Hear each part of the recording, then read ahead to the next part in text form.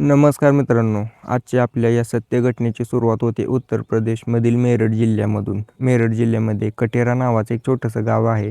या गावामध्ये राहणारा शेरपाल सिंग व्यवसायाने शेळीपालक होता. याच्याकडे 15 ते 20 शेळ्या होत्या. त्याला एक स्वतःचं 2 एकर रान पण होतं. या रानामध्ये हा शेळ्या सोडायचा. सकाळी 8 वाजता गेला की सायंकाळचे 3 वाजताच घरी यायचा. पण कधीकधी त्याच्या रानामध्ये चारा नसायचा. हा गावातील हायवेच्या कडेला गावात दुसऱ्या कोणाच्या रानामध्ये मोकळं जागा असेल तर तिथं शेळ्या सोडून द्यायचा. त्याच्यामुळे याच्या शेळ्या गुबगुबीत होत्या. चांगलं उत्पन्न यायचं. चांगल्या प्रकारे उत्पन्न येत असल्यामुळे याचं आयुष्य चांगलंच चालू होतं. आपला घरी यायचा 3-4 वाजता आणि त्याच्या मुलीसोबत टाईम घालवायचा. पलक नावाची त्याची पोरगी 12वीमध्ये शिक्षण घेत होती. दिसायला अतिशय सुंदर होती. कॉलेजमध्ये गेली की कॉलेजमधली सगळी पोरं तिच्याकडे बघत असायची. तिच्यावरती लाईन मारत असायची. पण हिच्या मनामध्ये अशी काही भावना नव्हती. त्याचं कारण पण होतं की हिच्यावरती पूर्ण घराची जबाबदारी होती. पूर्ण घराला सांभाळायचं होतं. हिच्या आईचं काही दिवसापूर्वी निधन झालेलं होतं. त्यामुळे ही आपली सकाळी 8-9 वाजता शाळेला गेली की 3 वाजता घरी यायची. परत घरचं जे काही कामकाज आहे ते करायची, अभ्यास करायची. तिच्या डोक्यामध्ये एक चालत होतं की अभ्यास करून नोकरी लागून बापाची गरीब परिस्थिती सुधारायची. त्याला एक चांगलं आयुष्य द्यायचं. तशी पलक हुशार होती बरं का. ती पुढे चालून नोकरी लागणार होती. पण नशिबाचा फेरा कधी कोणाला चुकला नाही. या पलकवरती याच गावातला एक सावकार जो की इटभट्टी चालवायचा याची नजर पडली. तर झाला विषय असा होता की दुर्जनसिंग नावाचा सावकार याच्याकडे स्वतःची 100 ते 150 एकर जमीन होती. गावामध्ये एक मोठी इटभट्टी होती. याच इटभट्टीवरती तो काम करायचा, त्याच्यातून पैसे कमवायचा. विषय असा झाला होता, हा जो दुर्जनसिंग होता एकदम नाड्याचा ढिल्ला व्यक्ती होता. अतिशय बेकार व्यक्ती. याच्या वीटभट्टीवरती जेवढ्या काही महिला कामाला असायच्या त्यांच्यासोबत यांनी वेळ घालवलेला होता. जी महिला स्वतःहून देते तिला बक्षीस म्हणून पैसे द्यायचा. जी पैसे देऊन देते तिला पण पैसे द्यायचा. आणि जी नाही म्हणते तिच्यावरती जोर जबरदस्ती करायचा. असा हा व्यक्ती होता. नशेची एवढी याला सवय लागलेली होती की कायम नशेमध्ये असायचा. 10 मे 2026चा तो दिवस होता. हरपाल सिंग त्याच्या पोरीला म्हणतो की होय बघ, मी थोडं बाहेर चाललोय. आज शाळेतून सुट्टी घे तू आणि आपल्या शेळ्या घेऊन चरायला जा आपल्या शेतामध्ये. तिथं जर गवत नाही भेटलं शेजारच्या रानामध्ये तू सोडलं तरी चालेल. तिथं कोणाचं उत्पन्न नाही. त्यावेळेला त्याची पोरगी पलक म्हणते की ठीक आहे, तुम्ही या जाऊन. पलक आपली 8-9 वाजता शेळ्या सोडते. डगाव करत करत करत आपल्या रानामध्ये पोहोचते. अर्धा तास रानामध्ये सोडली पण शेळ्या इकडे तिकडे पळायला लागल्या. काही खायला नव्हतं. तानेजलेल्या शेरड्या होत्या. त्यामुळे तिने दुर्जनसिंगच्या रानामध्ये शिर्डी सोडली. हा दुर्जनसिंग जो होता, जो की मी तुम्हाला सुरुवातीला सांगितलं सावकार मोठा व्यक्ती होता, अतिशय बेकार व्यक्ती. तो पण दुसरीकडून रस्त्याने येत होता. त्यानं बघितलं की रानामध्ये कोणी तर शेळ्या सोडल्यात. त्याला हे सहन झालं नाही. तो रानामध्ये पोहोचला. बघतो तर काय, या हरपाल सिंगची पोरगी त्या ठिकाणी बसलेली आहे. तो त्याला ओळखत होता आणि या पलकला पण ओळखत होता. कारण मी म्हणलं ना, पलक ज्यावेळेला कॉलेजला जायची एस टीमधून त्यावेळेला याची नजर तिच्यावरती पडलेली असे. हा दुर्जनसिंग तिच्यापाशी गेल्यावर म्हणतो की तू त्या हरपालची पोरगी आहे ना? ती म्हणली हो. त्यावेळेला दुर्जनसिंग म्हणला मग आमच्या रानात शेळ्या का सोडल्यात? ती पोरगी म्हणली की चुकून आल्यात, आता काय करू, मी आता घेऊन जाते. तू म्हणला राहू दे काही अडचण नाही. तसं बघायला गेलं तर तुझा बाप माझा चांगलाच मित्र आहे. त्याने भरपूर दिवस माझ्या इटभट्टीवरती काम केलं होतं. ती पलक म्हणते हो, वडील म्हणले होते की मी इटभट्टीवरती काम केलं आहे. त्यावेळेला हा दुर्जनसिंग म्हणतो की चालेल काही अडचण नाही, मी तुझ्या बापाला संध्याकाळी येऊन भेटतो. आता हा जो दुर्जनसिंग आहे या पलककडे बघत बघत गेला. त्याची तिच्यावरती वाईट नजर आलेली होती. आता बघत बघत सायंकाळचे 6 वाजलेले होते. पलक पण घरी आलेली होती. त्यावेळेला हा दुर्जनसिंग त्या हरपाल सिंगच्या घरी पोहोचला. त्या ठिकाणी बघतो पलक आहे. पलकला विचारतो की तुझा बाप आला नाही का? ती म्हणली नाही आले अजून, काही वेळात येतील. त्यावेळेला हा दुर्जनसिंग म्हणला ठीक आहे, मला पाणी दे, मी घरात बसून त्याची वाट बघतो.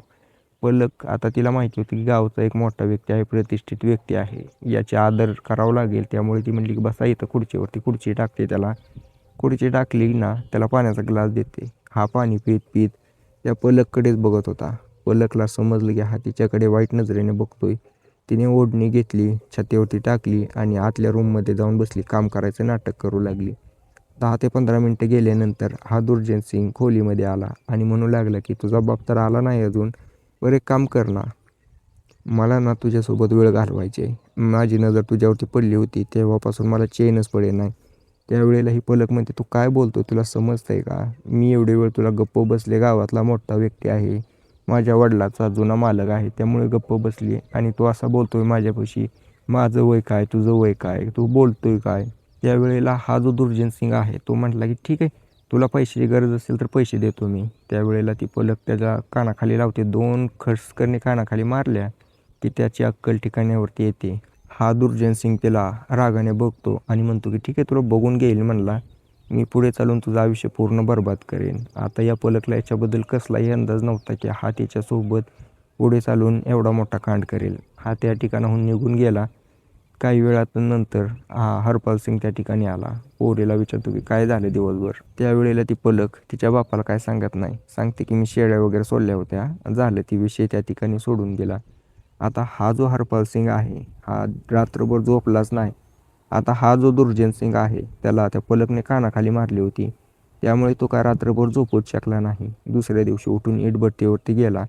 त्या ठिकाणी सुमन नावाची एक महिला होती. सुमन काम करत होती. हा तिच्यापाशी गेला आणि म्हणला की अय सुमन, लय दिवसात इटभट्टीवरती आली, कुठे गेलती? 15 दिवस झालं तू कामावरती नव्हती. सुमन त्याला म्हणू लागते की काय सांगू आता, घरची गरीब परिस्थिती, काय तर करावं लागतं, पोटापाण्यासाठी यावं लागतंय. त्यावेळेला हा तिला म्हणतो की तू रूममध्ये ये, 5 मिनिटानंतर माझं काम आहे. हा रूममध्ये गेला, 5 मिनिटं बसला. त्यावेळेला ती सुमन त्याच्यापाशी आली. सुमन म्हणते की बोला की काय काम आहे. हा म्हणला मला तुझ्यासोबत वेळ घालवायचा आहे. ती सुमन होकार देते त्याला. ती म्हणते तसं पण मला पैशाची गरजच होती. हा तिच्या हातात 5,000 रुपयाचा बंडल टेकवतो आणि म्हणतो की हे घे पैसे. तसं या सुमनबद्दल बोलायला गेलं ना तर सुमन पण कॅरेक्टरलेस महिला होती. याच सुमनने काही दिवसांपूर्वी दुर्जन सिंग सोबत भरपूर वेळ घालवलेला होता. त्यामुळे तिला कसलीही आपत्ती नव्हती. आता ते त्या ठिकाणी दोघं वेळ घालवतात. मन भरेपर्यंत दुर्जन सिंग तिचा उपभोग घेतो. त्याच्यानंतर तिला म्हणतो की आपल्या गावात ना हरपाल नावाचा एक व्यक्ती आहे, त्याची एक पोरगी आहे, तिच्यासोबत मला करायचं आहे. हे घे अजून 5,000 रुपये, फक्त तू काय कर, ती काहीही करून माझ्यापाशी आणून दे. तुला अजून पैसे पाहिजे असेल तर अजून आणून देतो मी. त्यावेळेला ती महिला म्हणते की ठीक आहे, काही हरकत नाही, तुझ्यासाठी मी त्या पोरीला घेऊनच येईल, फक्त मला 50,000 रुपये पाहिजेत. हा जो दुर्जन सिंग आहे तो तिला होकार देतो आणि म्हणतो की ठीक आहे, तू कधी घेऊन यायचं ते ये आणि माझ्याकडून 50,000 रुपये घेऊन जा. 11 मेचा तो दिवस तर गेला. 12 मे 2026चा तो दिवस होता. हरपाल सिंग त्याच्या घरी बसलेला होता. त्याची पोरगी शाळेत जायची तयारी करत होती. त्यावेळेला ही महिला त्या ठिकाणी पोहोचली. हरपाल सिंगला म्हणते की काय चालू आहे तुझं? त्यावेळेला हरपाल सिंग म्हणतो की काय नाही, निवांत आहे, शेळ्या वगैरे हिंडवतो, त्याच्यातून येणाऱ्या उत्पन्नातून घर चालू आहे, त्यामुळे मला तर कसलं टेन्शन नाही. ही महिला म्हणते तू याच्या अगोदर भरपूर दिवस इटभट्टीवरती काम केलं होतं, तर तो आपला मालक नाही का इटभट्टीवरचा दुर्जन सिंग, काय झाले ना त्याच्या तिथे एक कामगाराची गरज आहे, अनुभवी कामगार पाहिजे, तुझ्याकडे तर भरपूर अनुभव आहे, बघ तू येत असेल तर. त्यावेळेला हा हरपाल सिंग म्हणतो की नाही रे, माझ्याकडे खूप काम आहे, मला शेळ्या हिंडवावं लागते, त्याच्यामुळं मला नाही जमणार. ही महिला खूप प्रयत्न करून बघते याला मनवायचा, पण ती काय होकार देतच नाही. त्यावेळेला ती निराश होऊन तिथून निघून जाते. आता असेच दिवस निघून जात होते. हरपाल सिंग याच्या शेळ्या घेऊन जायचा, चरायचा, घरी यायचा आणि दुसरीकडे पलक शाळेला जायची, अभ्यास करायची. यांचे दिवसामागे दिवस जात होते.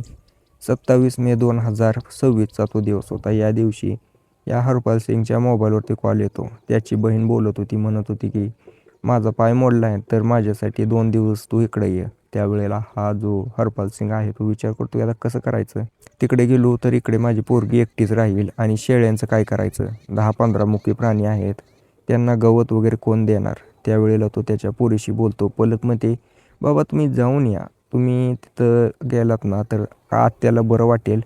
आता त्यावेळेला हरपाल सिंग म्हणतो की अरे मग शेळ्या कोण सांभाळणार. ही पलक म्हणते की तुम्ही जाऊन येईपर्यंत 2-3 दिवस मी शाळेला जात नाही, शेळ्या वगैरे मी बघते. आता हिचं असं बोलणं ऐकून हरपाल सिंग म्हणतो ठीक आहे, मी उद्याच गाडी करून जातो त्या ठिकाणी, तोपर्यंत तू शेळ्या वगैरे बघ. दुसरा दिवस उजडतो. आता ही पलक शाळेला जात नाही, शेळ्यांचं नियोजन करू लागते, तिचं घरचं काम करून शेळ्या सोडू लागते. त्यावेळेला हरपाल सिंग आपला गाडी करतो आणि तिच्या बहिणीच्या तिकडे निघून जातो.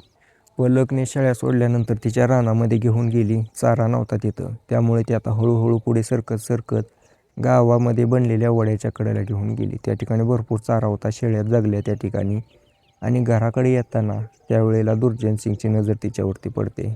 त्याला आठवतं की हिने कसं काय माझ्या कानाखाली मारलं होतं, त्याच्यामुळे त्याचं त्या ठिकाणी पारा चढू लागतो आणि हा दुर्जन सिंग पळत पळत येऊन या पलकच्या समोर उभा राहतो. पलक ज्या वेळेला दुर्जन सिंगला बघते त्यावेळेला तिच्या पायाखालची जमीन सरकते. आता पूर्णपणे घाबरली होती ही, कारण हिने जे कांड केलं होतं तिला माहिती होतं की त्याच्यामुळे हिच्यासोबत आता वाईट होणार आहे. त्यावेळेला हा दुर्जन सिंग तिच्यापाशी आला की त्याने तिच्या तोंडावरती हात ठेवला आणि तिला उचलून गाडीवरती बसवलं आणि त्याच्या रानामध्ये बनलेल्या एका खोलीमध्ये घेऊन गेला. या ठिकाणी हा तिच्यासोबत वाईट काम करू लागतो. तोपर्यंत करतो जोपर्यंत त्याचं मन भरत नाही. तिला तिथंच बांधून ठेवतो. आता दुसऱ्या दिवशी हा दारू घेऊन येतो. तिच्यासाठी जेवण आणलं. जेवत नव्हती तरी बळच तो तिच्या तोंडामध्ये घालायचा आणि पाणी ओतायचा. तिला जेवण खाऊ घातलं. याने दारू पिला. दारू पिऊन पिऊन पिऊन याची ज्या वेळेला नशा झाली त्यावेळेला या दुर्जन सिंगने तिच्यासोबत पुन्हा तेच वाईट काम करायला चालू केलं. पण आता एक विषय झाला होता की याला त्यावेळेला एका मित्राचा कॉल आला, सुजित नावाचा. या सुजितने त्याला विचारले, काय करतोय? त्यावेळेला हा दुर्जन सिंग म्हणतो की मी बसलोय दारू पीत रानात आहे, तुला यायचं असलं ये, तुझ्यासाठी एक सरप्राईज आहे. त्यावेळेला सुजित आला. त्या ठिकाणी पोहोचल्यानंतर बघतो रूममध्ये तर एक पोरगी ओरडती. हा म्हणतो की काय विषय आहे? तर तू घडलेली पूर्ण घटना सांगतो की म्हणतो बघ मला एका पोरीवरती जीव आला होता, तिने माझ्या कानाखाली मारली, तिला उचलून आणले. हा सुजित म्हणतो हे तर वाईट आहे, असं नको करायला पाहिजे होतं तू. हा दुर्जन सिंग म्हणतो तुला काय करायचं आहे? तुला करायचं आहे तिच्यासोबत वेळ घालवायची आहे का? घालवून यायचं जा. त्यावेळेला याची ही इच्छा होऊ लागते. हाही तिच्यापाशी जातो. तिच्याकडे बघू लागतो. तिच्या शरीरावरती एकही कापड नव्हतं. तिच्यासोबत हाही त्यावेळेला वाईट काम करतो आणि येऊन या दुर्जन सिंगपाशी दारू पीत बसतो. आता दोघं दारू पीत होते. यांचं मन होईल तेव्हा तिच्यापाशी जायचे, ते वाईट काम करायचे. सायंकाळचे 6 वाजलेले होते. सायंकाळचे 6 वाजता हा दुर्जन सिंग आणि सुजित दारू पितच बसलेले होते. त्यावेळेला यांना अभिजित नावाच्या एका व्यक्तीचा कॉल येतो. हे कॉल उचलतात आणि म्हणतात की काय करतोय? ते म्हणले की दारू पितोय, पार्टी करतोय, ये तुला यायचं असलं तर. पण हा अभिजित म्हणतो माझ्यासोबत अजून एक मित्र आहे. तो म्हणतो ये घेऊन, तो मला एक अजून मज्जा देतो. त्यावेळेला ते ठिकाणी येतात. त्या ठिकाणी आल्यानंतर हा दुर्जन सिंग दारू पित होताना हे म्हणतात की मला पण दारू दे. दारू वगैरे पितात आणि हा दुर्जन सिंग म्हणतो तुम्हाला मजा करायची आहे का? आत रूममध्ये बघा एक पोरगी आहे, तिच्यासोबत मनसोक्त मजा करा तुम्ही. त्यावेळेला तो अभिजित जो आहे त्याची इच्छा होते तोही तिच्यासोबत करतो. आता यांचं ज्या वेळेला मन भरतं त्यावेळेला आता हे म्हणतात की हिला मारून कुठं तर फेकून देऊ. त्यातला अभिजित म्हणतो की अरे नको, मारलं ना कोणाला तर सापडेल इथं फेकले, एक काम करायला धमकी द्या सोडून द्या, व्हिडिओ वगैरे बनवून ठेवायचे. आता हे असंच करतात, व्हिडिओ वगैरे बनवून हिला सोडून देते. सोडून दिल्यानंतर ही पलक आपली लंगत लंगत लंगत रस्त्याने येत होती. त्यावेळेला हिला मनोज नावाचा एक व्यक्ती दिसतो. मनोज विचारतो की बाळा तुला काय झालं, तू अशी काय लंगते? तिच्या ओळखीची होती. त्यावेळेला तो म्हणतो तुझा बाप कुठं आहे? शेळ्या हिंडवला दिसत नाही 2 दिवस झाले. तुमच्या पण शेळ्या वड्याच्या कडेलाच 2 दिवस झाले होते, आम्ही घरी आणून बांधलेत आणि तू अशी का करते? त्यावेळेला ती म्हणते मला घरी घेऊन चला, मला काय सांगायचं नाही. हा तिला गाडीवरती बसवतो, घरी सोडतो आणि त्या ठिकाणी तिला पाणी वगैरे देऊन विचारतो काय घडले. त्यावेळेला ती घडलेली पूर्ण घटना सांगू लागते रडत रडत. आता पलक तसं बोलणं ऐकून तोही इमोशनल होतो. तिच्या बापाला कॉल करतो मोबाईल काढून. हरपाल सिंगला ज्या वेळेला समजतं की त्याच्या पोरीसोबत वाईट झाले, तो एक टॅक्सी करतो आणि त्यांच्या घरी झाला. त्याने बघितलं तोपर्यंत तो म्हणून त्या ठिकाणीच होता. त्याचे आभार मानतो आणि म्हणतो की ठीक आहे आता मी बघतो तुझा घरी. हा माणूस त्या ठिकाणाहून घरी गेला. या हरपाल सिंगने विचारलं पोरीला, पोरीने सांगितलं. याने कुऱ्हाड घेतली आणि त्या दुर्जन सिंगच्या रानामध्ये पोहोचला. त्या ठिकाणी 4 जण दारू पीत पडलेले होते. दुर्जन सिंगला पहिल्यांदा बघितलं आणि याने कुऱ्हाड त्याच्या गळ्यावरती मारली. त्या ठिकाणी सुजित होता.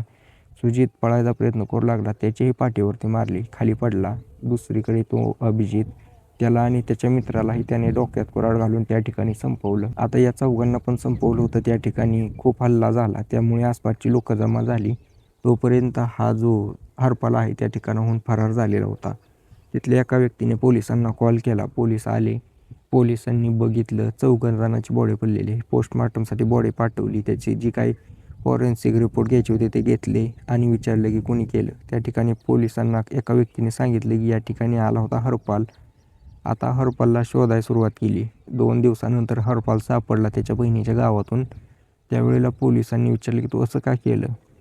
त्यावेळेला त्यानं त्याची पोरगी दाखवली. ह्याची अवस्था बघा म्हणला, यांनी हिच्यासोबत किती वाईट केले. पोलीस म्हणले हो सगळं खरं आहे, तू एवढा राग करायला पाहिजे होता. माझ्यापाशी आला असता मी याच्यावरती काहीतरी तोडगा खाल्ला असता, आपण या 4घांना अटक केली असती, फाशीची शिक्षा दिली असती. त्यावेळेला हरपाल सिंग म्हणला हो का, त्याला किती दिवस लागले असते? पोलीस म्हणला 5-6 वर्ष लागली असते की. मग म्हणला मी 5-6 मिनटात हा सगळा न्याय करून टाकला आणि तुम्ही काय मला सांगताय? आता मला सांगा मित्रांनो, या हरपाल सिंगने जो कायदा हातात घेतला ते बरोबर केलं का चुकीचं केलं? पोलिसांपाशी गेला असता तर त्यांनी शिक्षा दिली असती का त्या दुर्जन सिंगला? तुमचं मत काय आहे कमेंट करून मला नक्कीच सांगा.